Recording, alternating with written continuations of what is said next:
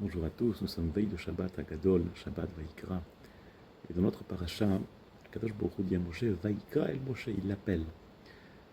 Rashi nous explique longuement quel appel s'agit-il. Et Rashi nous explique qu'à chaque fois que Kadosh Baruch Hu devait enseigner quelque chose à Moshe Rabbeinu, il l'appelait. Il disait Vaïkra, il l'appelait. Et Rashi nous dit là-bas quelque chose d'intéressant. Il nous dit que Kadosh Baruch Hu, il l'appelait à chaque fois qu'il voulait lui parler. Mais est-ce qu'il l'appelait à chaque fois qu'il fallait faire une pause? Dit Rashi non. Le dibour aïta kriya, velo la hafsakot. Il y avait un appel seulement pour le dibour, seulement pour la parole, pas pour les pauses.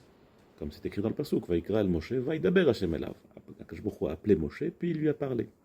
Mais quand c'était pour les pauses, il ne fallait pas l'appeler.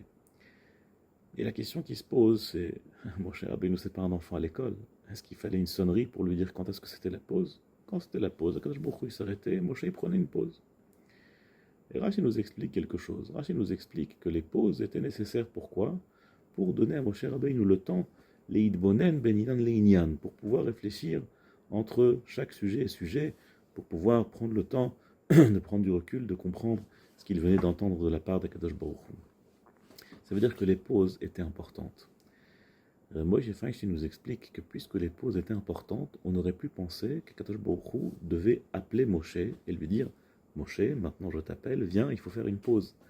Quand c'est quelque chose de tellement important, de pouvoir admirer, de pouvoir digérer ce que Moshe Rabbeinu avait appris d'Akadosh Baruch Hu, alors on aurait pu penser que c'était tellement important qu'Akadosh Baruch Hu devait appeler Moshe Rabbeinu pour prendre une pause. Mais Rashi nous dit non. Les dibour aïta kriya, velo les hafsakot. Il y avait un appel seulement pour les kriyot, seulement pour les dibourim, mais il n'y avait pas d'appel pour les pauses.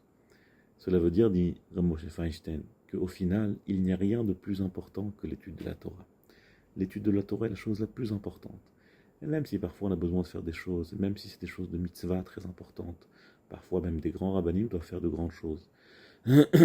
S'occuper du tibour, s'occuper du klal, s'occuper de beaucoup de gens, mais rien n'est plus important que l'étude de la Torah. C'est ce que nous disait Rav Moshe Feinstein. Kol chafatzecha lo yishvuba. Tout ce qu'on fera ne sera jamais aussi important que l'étude de la Torah. Et si on savait Rav Moshe Feinstein, comment est-ce qu'il se conduisait, Rabbi Mordechai Gifter, qui était le Rosh Yeshiva de Telz, qui connaissait bien Rav Moshe Feinstein, il disait Rav Moshe Feinstein, on ne pouvait jamais le voir faire autre chose qu'étudier.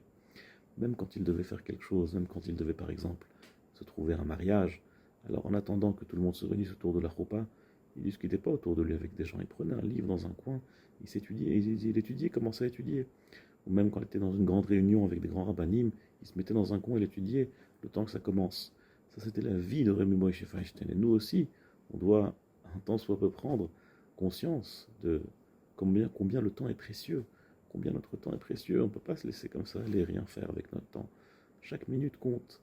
Moshe Feinstein, chaque minute de son temps comptait. Nous aussi, chaque minute de notre temps compte. On raconte qu'un jour, les petits-enfants de Moshe Feinstein sont venus pour lui parler. Ils étaient derrière lui, dans son bureau, et ils l'ont vu étudier, ils ne voulaient pas le déranger. Donc il a attendu, il étudie, il continue à étudier, ils attendent. Moshe Feinstein ne se retourne pas. De l'autre côté, il ne voulait pas le déranger. À un moment, la rabbinite, la femme de Rabbi Feinstein, elle rentre, elle dit « Mais qu'est-ce que vous faites? Si vous attendez qu'il termine, qu'il se retourne, il ne va jamais se retourner. » Et là, Rabbi Feinstein, il s'est retourné, il a entendu sa femme l'appeler, elle a dit « Ah, vous êtes là, mes petits-enfants, je ne vous ai pas entendu. Heureusement que vous êtes là, pour vous, je peux m'arrêter. » Ça, c'est la façon de combien le temps est précieux. Nous aussi, ne perdons pas de temps. Shabbat Shalom.